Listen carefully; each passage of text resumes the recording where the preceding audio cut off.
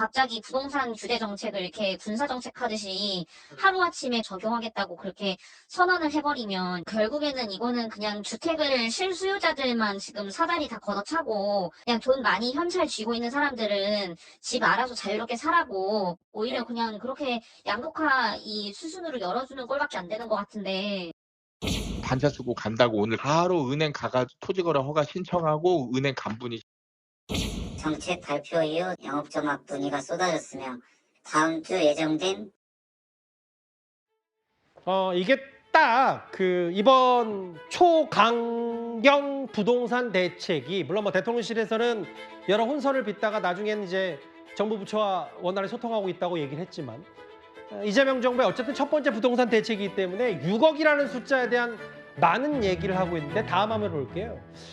사실은 그 서울의 한 4분의 3 정도가 영향을 받는다라는 6억 원 이상 주택담보대출 금지 말고도 이현정 의원님 네. 세부적으로 봤을 때는 기존 실질적인 대출이 필요한 사람들이 지금 은행 현장에 가면 여러 어려움을 겪는다는 6억에 매몰될 필요는 없다라는 비판도 많이 나오고 있어요. 그러니까 지금 뭐 워낙 집값이 많이 올라서 사실 이제 참 저도 이제 자녀들을 결혼시켜야 되는 그런 입장인데 예. 참 갑갑합니다. 이게 뭐 사실은 이 본인들이 월급을 받고 맞벌이를 해서 집을 구할 수 있는 뭐 그런 상황이 지금 전혀 아니다 보니까 예. 지금 특히 또 이러한 조치가 갑작스럽게 이제 내려지면서 실제로 본인들의 어떤 돈을 갚아서 나갈 수 있는 상황이 아니지 않습니까? 왜냐하면 딱 현금이 없으면 지금 사실은 집을 구하기 어려운 상황을 돼버렸거든요. 예. 그러니까 아무리 그 뭐 고액 연봉을 받다 하더라도 당장에 지금 자금이 있는 건 아니거든요. 이제 그런 길마저 다 막아버렸기 때문에 결국 이렇게 될 경우에는 항상 이런 강한 조치가 있고 난 뒤에는 그 요요 현상이 있습니다. 우리가 경험을 쭉 해봤잖아요. 그렇죠. 문재인 정부에서 29번인가요?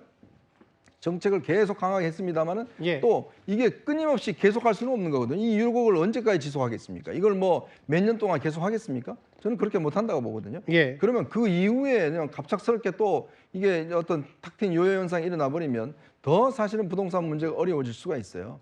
결국은 이게 이제 이재명 정부가 들어서면서 워낙 급작스럽게 했지만 그러나 좀 더 종합적인 대책이 발표가 돼야 되는데 이 너무나 일단 대출만 딱 끊어버리니까 지금 뭐 어마어마한 부작용들이 많지 않습니까? 외국인들은 마음대로 집을 살 수 있고 예. 현금 가진 부자들은 지금 거의 뭐 쓸어 담는 수준을 할 수가 있고 이제 더 이상 사실은 어떤 지역은 방어막이 쳐져서 아예 진입할 수 없는 이러한 상황이 돼버리면 예. 이거는 제가 볼 때는 이재명 정부가 정말 시작부터 굉장히 큰 어떤 위기에 처하는 게 아닌가라는 그런 느낌마저 듭니다. 근데 이런 게 있을 거예요. 그 오늘 야당에서 많은 얘기를 하던데 장현주 변호사님. 네. 외국인들은 대출 한도 제한도 없고 다주택자 여부 확인도 안 되고 대출 이용 시 6개월 내 전입 의무도 없다.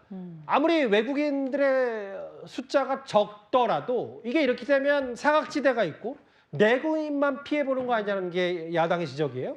당연히 역차별이다 이런 논란은 나올 수 있을 것 같습니다. 근데 저는 좀 구별해서 봐야 될 것이요. 이번 부동산 정책 그리고 이제 강도 높은 이 부동산 정책은 결국 수도권 집값이 이상 기류를 보이면서 급증을 하게 되니까 사실 이 부분에 대해서 나온 특단의 대책이라고 볼 수 있거든요. 그렇기 때문에 이 대책이 과연 앞으로 부동산 시장에 어떤 영향을 주고 그리고 정부가 원하는 방향의 그런 효과를 낼 수 있을지 일단 그거에 집중해서 봐야 된다고 생각합니다. 예.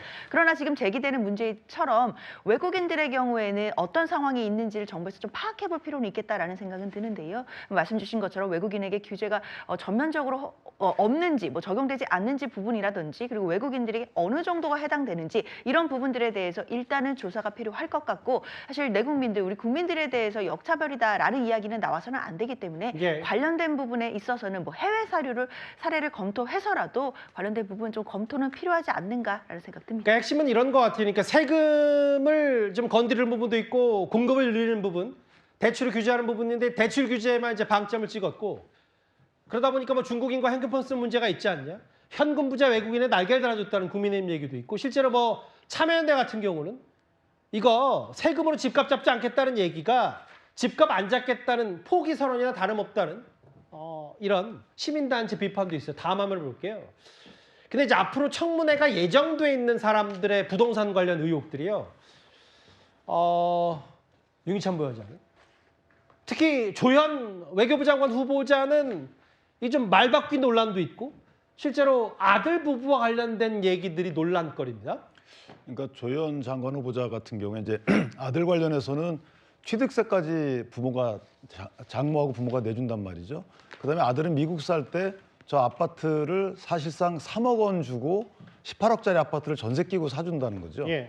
이거는 이제 아빠 찬스라는 의미도 있고 이 말은 뭐냐면 청년 세대가 저렇게 부모 도움 없이는 집을 살 수가 없는데 그나마 도움 줬던 것이 금융권이라는 겁니다. 돈을 빌려 살 수 있었으니까. 근데 그것마저 막아버리는 것이 과연 이게 집값을 막는다는 목적은 청년 세대들도 집을 살 수 있게 하는 것인데 예. 그런 면에 반하는 이런 주택 정책이 맞는 것이냐에 대한 근본적인 문제 제기가 있는 것이죠. 예, 알겠습니다. 특히 이제 조현 후보자의 아들이 그 관련 부동산 의혹이 있다 이 얘기까지 저희가 부동산 대책의 설왕설래 얘기 함께 1위로 짚어봤습니다.